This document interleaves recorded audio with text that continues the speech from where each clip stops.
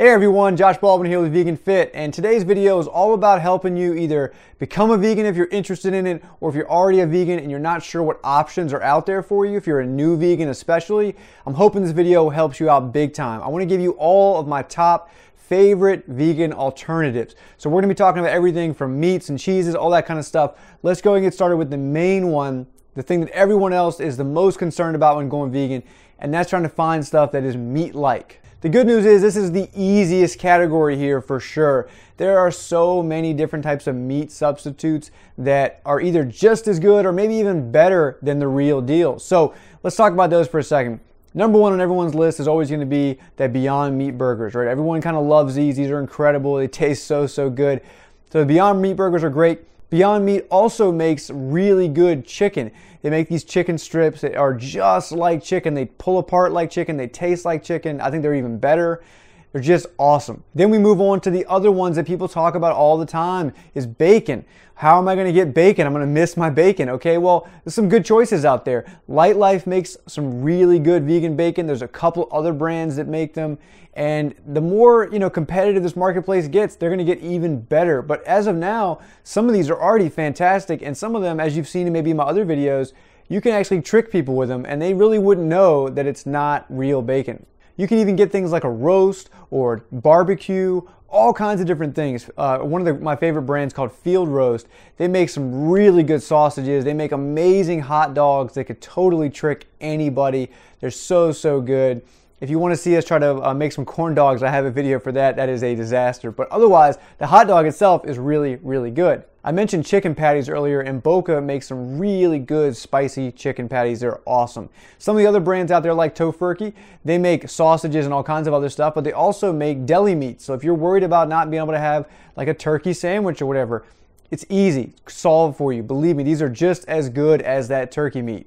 Now, if we talk about some of the slightly healthier options, since most of those are frozen or prepackaged, some of the healthier options, if you're just looking for protein, it's really simple. You've got a bunch of different options. You've got tempeh, which is a really healthy, high fiber, high protein food, and it's pretty good. I eat it with fruit. It kind of masks some of the flavor. The flavor of it's just kind of average at best, but it's not bad at all. It's kind of got like a nuttiness to it. Of course, you've got tofu. If you get the right tofu, like the one I'm putting up here, this one is phenomenal. I truly enjoy this. Even my non-vegan friends love this stuff. Then you got even simple things like beans, right? Don't forget about beans. You can make, bean burgers. You can make all kinds of really interesting foods with beans, packed with protein, tons of fiber, all kinds of good stuff.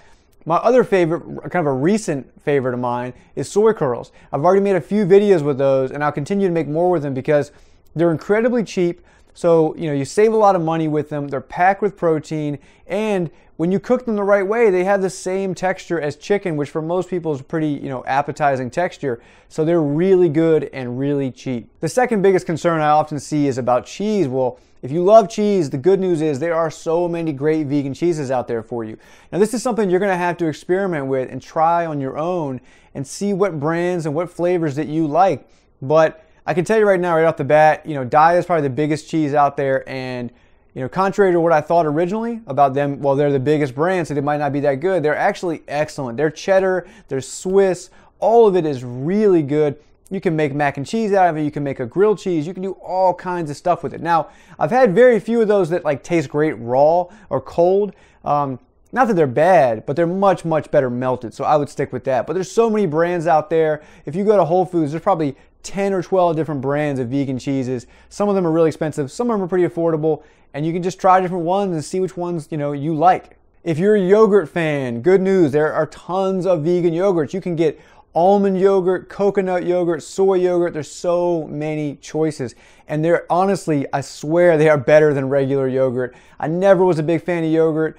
But, my girlfriend Jamie, she buys a lot of almond yogurt and coconut yogurt, and man, they are delicious. So you think you might miss your butter, right? Well, there's a lot of vegan butters out there. Brands like Earth Balance, that is a great brand. There's other brands of butter out there. Now, I'm not going to say they taste just like butter, but they're pretty similar, and they're a little bit better for you, and they taste really good. Just because they don't taste the exact same as butter doesn't mean they're worse. They're just a little bit different. Okay, so you can't use honey, so what are you going to use to sweeten things? There's a couple really cool options. The first easiest one is going to be maple syrup. Personally, I love Maine maple syrup, Vermont maple syrup. That stuff is really, really good. But you can also have a few other options out there for you. You have like agave syrup, stuff like that. One of my personal favorites is apple honey. You can get this stuff on Amazon. You might be able to get it from the store as well, depending on where you shop.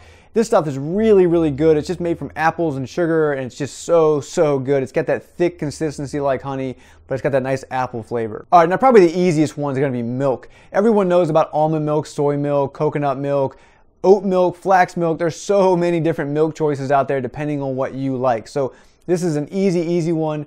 They're all good. You can get the unsweetened or the vanilla. You can get all this different stuff, and it's much better for you than milk. And you can even get all kinds of fortified milks that have B vitamins and all kinds of other nutrients as well. So what about eggs? What about, using them as like a binding agent? Well, that's really easy to solve as well. There's a couple different things you can do. There's a lot of egg substitute brands. That's kind of the basic one here, right? There's 4 or 5 brands that make egg substitutes. You just mix it with some water and it makes like a binding agent. Some of the other ones are going to be like, you can use soda, you can use like mashed banana. A lot of those things will help as like a binding agent, and some of them taste a lot better than eggs. So that's one side. As far as making like scrambled eggs, I've tried a few brands here or there.